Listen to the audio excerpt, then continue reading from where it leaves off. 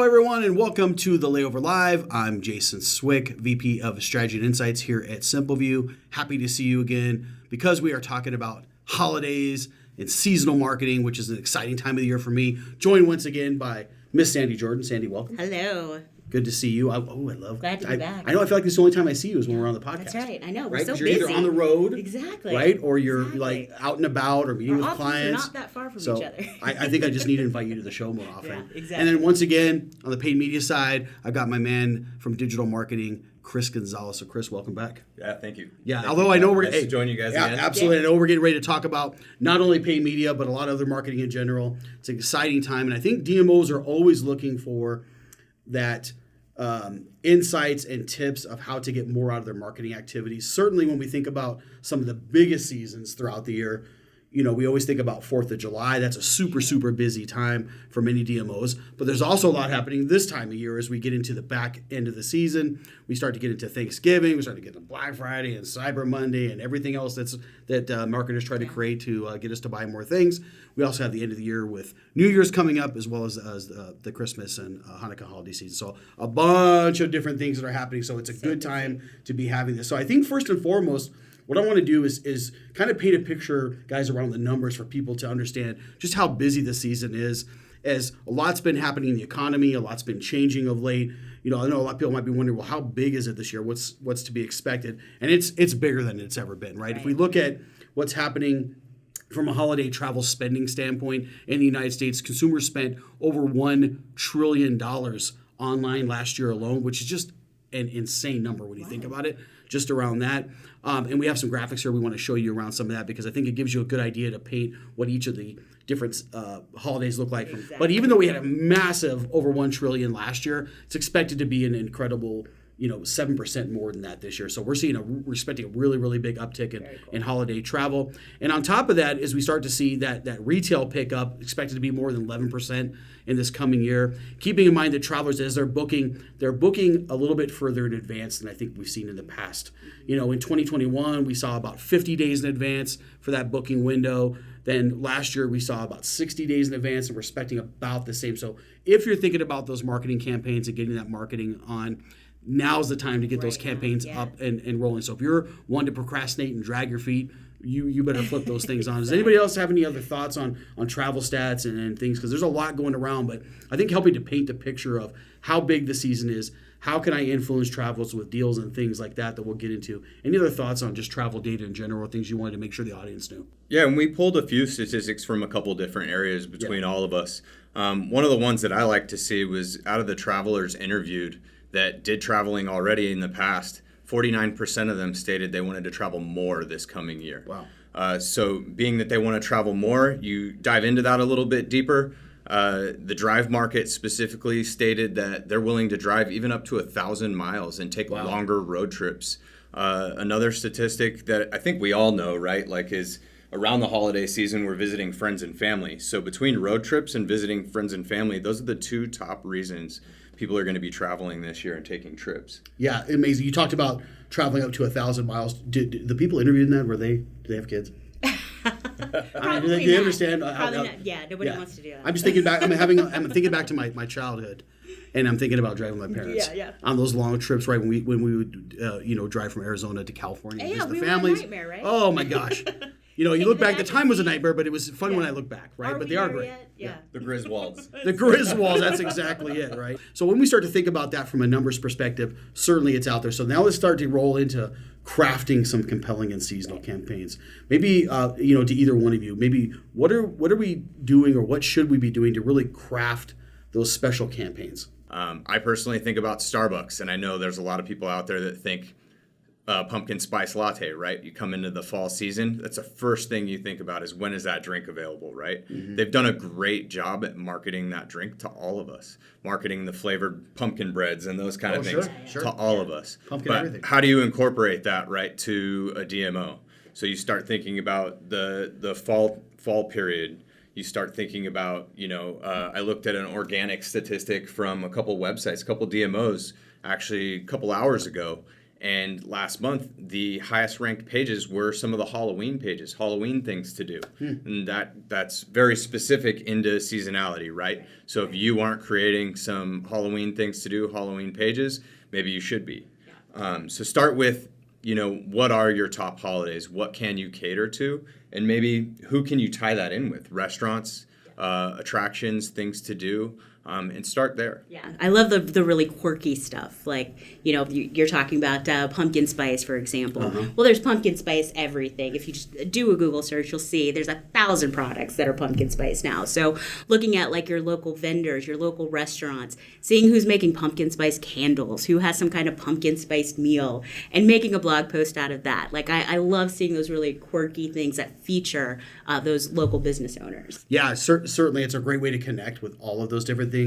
Pushing tickets, I'm thinking about, just one example comes to mind, and some of the things we've seen from Anaheim, is one example, how they partner with Disney to help push tickets. So it's also a good time to not only take advantage of some of the other things you're seeing in just the marketing space, but how am I working with others, with my partners, whether that's, in a partnership with Disney. We all don't have Disney, of course, Right. but they do have that partnership, and they're able to leverage those partners, really push tickets because holiday travel is so big around that time. Yeah. Then you think about others that are in the space that are maybe doing holiday lists. I've seen some even do advent calendars and Sure. get really creative. So it is a fun time to be creative. People are looking for those type of things.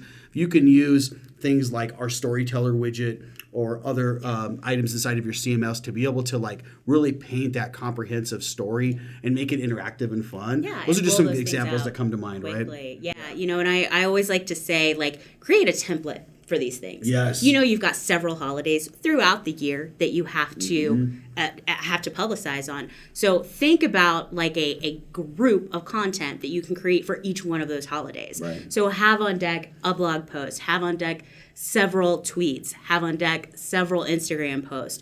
Know that this is your template for how you promote that holiday for your brand. It makes life so much easier when you're just filling in cells on an Excel sheet saying, this is my content plan, and we Yes. get that set ahead of time. Then you're not sweating it when the holidays come around. You just churn out that content and Yes. get those views. Sandy, hashtag working smart, okay? Working smart. Because I That's think if right. you could find a way to be able to do that, to create templates that you can rinse and repeat for each holiday Absolutely. season, I think that's a Yeah. wonderful idea. And then you're going to learn along the way. You're going to learn, hey, when I put this layout in place with this blog content amplified with this message and run these types of tests, I can use that then for other seasons.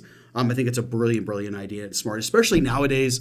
And I feel like we've been saying this all lately. The DMOs are kind of resource starved a little bit. They're having to wear many hats. So the more you can work smart that way and get that working for you, you can put out a lot of type of content then, get a lot of marketing in place with not as much time. So I love that idea. Anything on your side, Chris? Yeah, I think with the templates too, it brings up a good point to maybe focus on categories, right? And again, looking at analytics, it's very clear, right? The most popular places on someone's website are things to do, attractions, maybe family events, dining, and those are all things that carry over into all these seasons, right? You're out shopping maybe, and that's another one, shopping. Sure. While you're out shopping, places you can go dine, and categorically, if you start there, it'll give you a starting point, right? And then on top of that, think about your main seasons.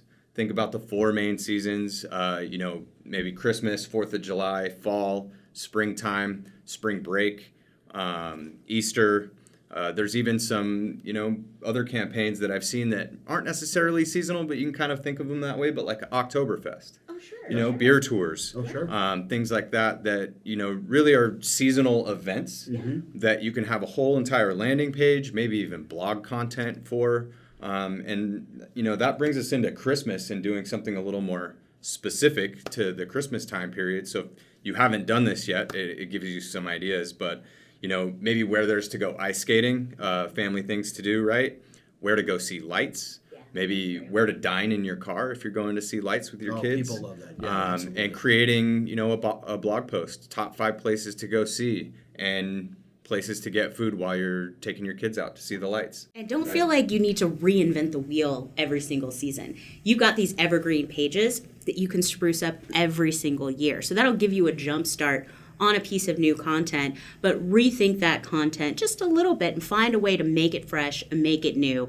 Maybe there's somebody featured in the parade this year that wasn't featured last year, and that's what we're adding this time around. But find things that can freshen up the content that you already have published. Yeah, absolutely. Or even just working with some of your local businesses and partners who are putting on large events. Some do.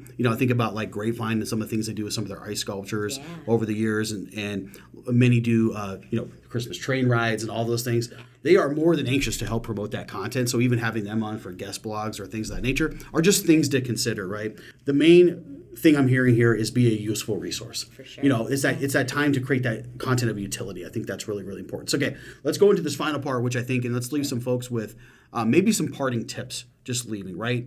And I think, and maybe I'll start off here with some essential tips that I think are really important are things like personalization, right? And, coming out of the pandemic, personalization was important before that, but certainly coming out of the pandemic, I think it's really, really key. And travelers are looking at getting those personalized experiences. So ways that you can think about that, both when they're planning their trips or thinking about your destination. I think DMOs can use data and technology to really personalize those marketing strategies. So think about ways you can personalize the experience or provide something for specific niche audiences. I think is something to be mindful of. But how about just some tips from you guys? Any other thoughts? And maybe Sandee, I'll start with you. Yeah, definitely. I think social is definitely going to be your friend.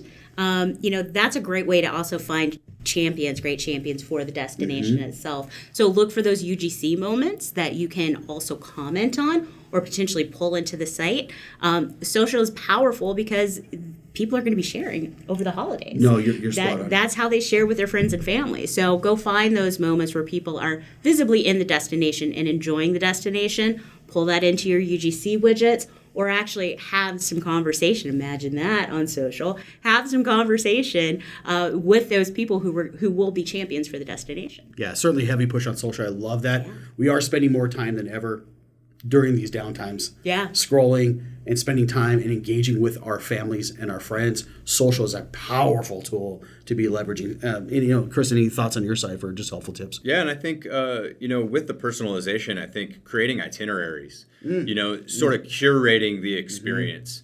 Package that in different ways for different audience groups, whether that's, a group of friends going out for the holidays, going out and having a late night drink and doing some sort of night walk, nightlife experience, or maybe the family, like we just talked about, the family experience, and maybe daytime going ice skating, going to see, Disney or something like that. Curate those itineraries and speak to that specific audience, and they'll feel like you're doing the work for them, right? Making it easier for them to take action. That's right. Yeah, I love that. All great tips, guys. I think, between us providing some great travel data and information, us providing some examples of some clients and creating those compelling campaigns, which again, we'll provide in the show notes, and hopefully some of these helpful tips that we've seen when we're exploring and looking through analytics and seeing what works best, I think are all great things. And thank you both for coming in today to share. If you're not subscribed, please do so now. We're also available on Spotify and iTunes through audio podcasts. So thanks for tuning in, everyone. We'll see you next time. Hope you have a great day.